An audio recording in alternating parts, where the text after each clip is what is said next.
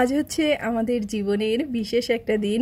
আর এই দিনটাতে আমাদের দুজনের একসাথে পথ চলা শুরু। তো সুখে দুঃখে হাসি আনন্দে আরও একটা বছর দুজনে একসাথে পার করলাম। আর তোমাদের কাছ থেকে অনেক অনেক আশীর্বাদ চাই যাতে আমরা এভাবেই সারাটা জীবন কাটিয়ে দিতে পারি একসাথে।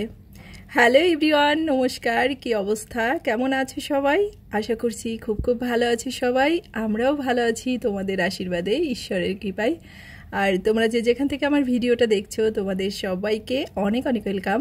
আশা করছি ভিডিওটা ভালো লাগবে তোমাদের। যদি ভিডিওটা ভালো লাগে অবশ্যই পুরো ভিডিওটার সাথেই থেকো, ভিডিওটাকে স্কিপ না করে। আর যারা নতুন আছো, আজই আমার প্রথম ভিডিওটা দেখছো, যদি কোথাও এতটুকু ভালো লেগে থাকে অবশ্যই ভিডিওটাকে লাইক করে আর আমার চ্যানেলটাকে সাবস্ক্রাইব করে আমার পাশে থেকে আমাকে উৎসাহ দিও।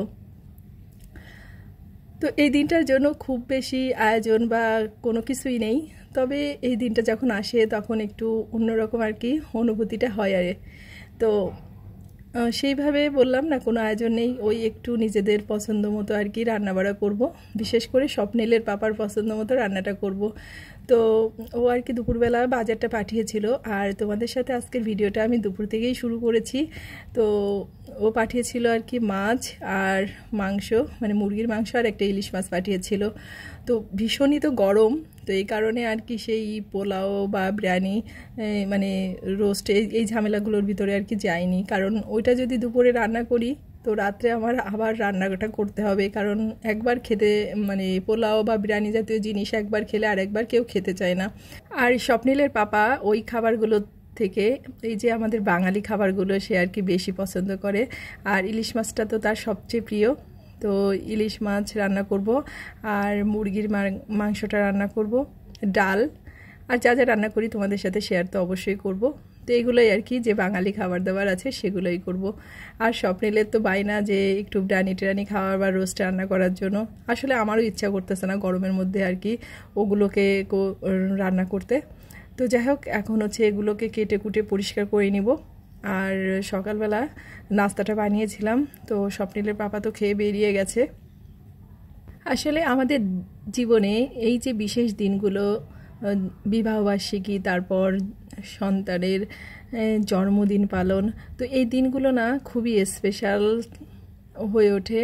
আর এটা দেখবা যে মনের ভিতরে একটা আনন্দ খুশি আমেজ কাজ করে, কিন্তু মানে অনেক বিরাট কিছু না, আবার এমন একটা খুশি কাজ করে যে খুশিটাকে আসলে উপলব্ধি করলে ভীষণই ভালো লাগে, একটা অন্যরকম স্পেশাল অনুভূতি হয় কিন্তু।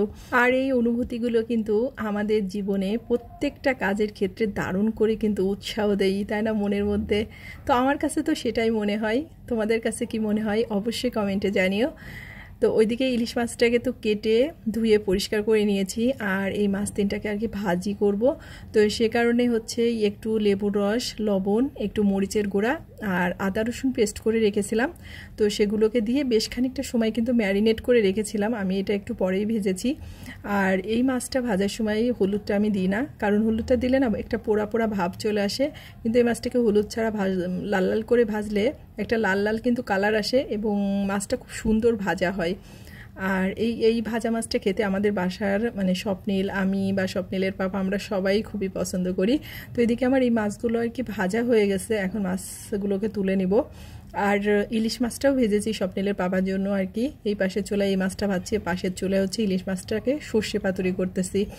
আর ইলিশ মাছের টাকে পেঁয়াজ দিয়ে আর কি ভাজি করেছি। তো এদিকে এই মাছগুলো রান্না তো করা হয়ে গেছে, আর যে মুরগিটা এনেছিল সেই মুরগিটাকে না পরিষ্কার করা হয়নি। এক একটা করে রান্না করতেছি আর এক একটা কাজ করতেছি। তো একসাথে আমার সব কিছু আসলে করতে গেলে মাঝে মাঝে একটু কষ্ট হয়ে যায়, যেহেতু রান্নাটাও করতেছি, তারপরে মশলা টশলা বাটা কাটা সব কিছুই একা হাতে করতেছি। আর মুরগিটাকেও পরিষ্কার করা অনেক চ্যালেঞ্জের কাজ। আর এই দুপুরবেলা তো বেশ টাইম লেগে গেছে আমার রান্নাবাড়া শেষ করতে করতে। আর বেশিরভাগ সময় আমার এই কাজগুলো হচ্ছে স্বপ্নিলের পাপাই আমাকে হেল্প করে দেয়, তো সে কারণে আমার কষ্টটা অনেক কম হয়। আর ও আজকে যেহেতু সময় পাইনি, আর দুপুরবেলা এনেছে, আর দুপুরের দিকে তো বাসায় থাকে না, তো সব কিছুই আমার আর কি একা হাতে করতে হচ্ছে। তো স্বপ্নিল আর কি মাঝে মাঝে হেল্প করতেছে, তো ও যতটুকু পারে ততটুকুই করতেছে, তাতেও আমার অনেক উপকার হয়েছে। তো যাই হোক, এখন মুরগিটাকে ভালো করে পরিষ্কার করে কেটে বেছে নেব। আর এদিকে মুরগিটা রান্না করার জন্য আমার মশলা আমি কেটে নিয়েছি, আর মশলাটাকে আমার বাটাও হয়ে গেছে। আর আজকের দিনটা আরও বেশি স্পেশাল করে দিয়েছে আমার ছেলেটা। আসলে সন্তানরা যদি এগুলো করে তাহলে অনেক ভালো লাগে, খুশিটা আর কি একটা অন্যরকম পর্যায়ে যায়। তো ছোট মানুষ যতটুকু চেষ্টা করেছে তোমরা অবশ্যই ভিডিওটা শেষ পর্যন্ত দেখো। তার কারণ হচ্ছে ও যে এত কিছু পরিকল্পনা করেছে ঠিক আমি জানতাম না। তো যাই হোক, এই যে আমি এই পাশে হচ্ছে মুরগিটাকে কেটে আবার ভালো করে ধুয়ে নিয়েছি, আর এখন মুরগিগুলোকে পিস পিস করে নেব। আর স্বপ্নিলকে দিয়েছি মাথা আর পাগুলোকে পরিষ্কার করার জন্য, মানে গরম জল করে দিয়েছি, ও ওটাকে আর কি ছুলে দিচ্ছে পাটাকে। আর এখন হচ্ছে মাংসটাকে ধুয়ে একবারে রান্নাটা বসিয়ে দেবো।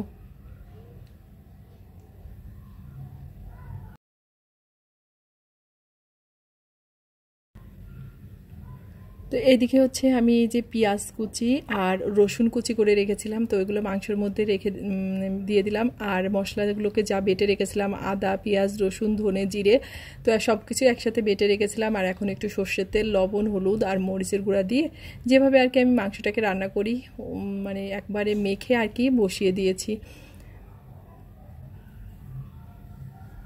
তো এভাবে মাংসটা খেতেই পছন্দ করে, তার কারণে আমি এভাবেই আর কি বাসাতে মাংসটা রান্না করি। আর মশলাটা অনেকে কষিয়ে তারপরে মাংসটাকে রান্না করে, সেটা করলেও হয়, কিন্তু আসলে যাদের যেটা পছন্দ করে সেটাই করা উচিত। তো এখন ঢাকনা দিয়ে ঢেকে আর কি মাংসটাকে রান্না করে নিব।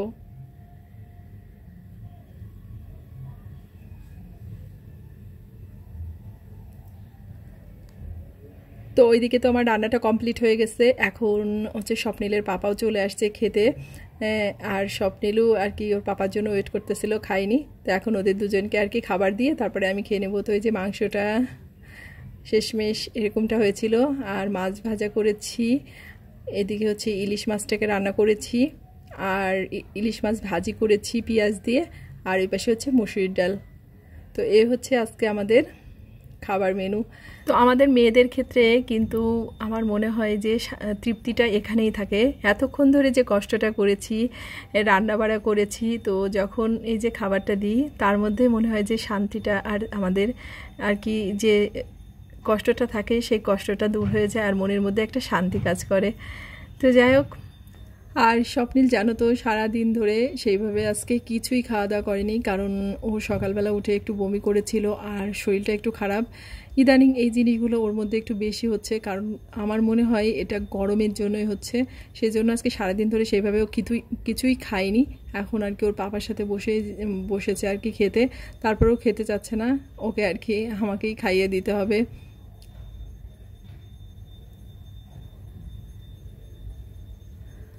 তো আর কি কিছুই খাবে না, শুধু একটু মাংস নিয়েছে, আর এই যে মাংসের ঝোলটা নিয়েছে ওটা দিয়েই আর কি খাবে।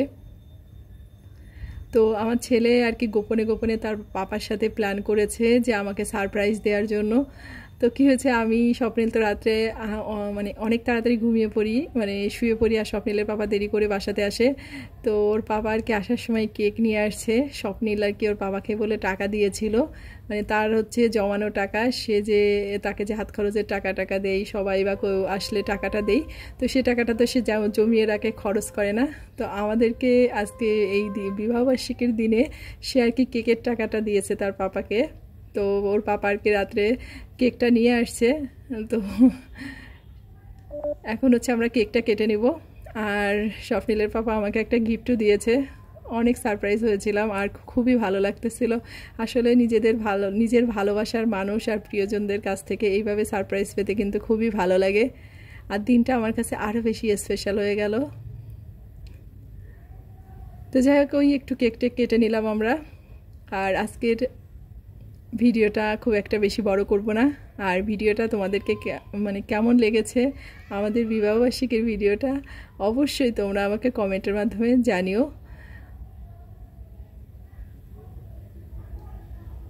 তো কেকটা তো কাটা হয়ে গেছে, আর কেকটা তো যে কেমন হয়েছিল তো তোমাদের না দেখাতেই ভুলে গেছি। তো কেকটা যে চকলেট কেক এনেছিল, আর স্বপ্নিলের পাপা আমাকে একটা গিফট দিয়েছে বললাম, তো এই যে আংটি গিফট করেছে। তো দূরে থেকে তো বোঝা যাচ্ছিল না।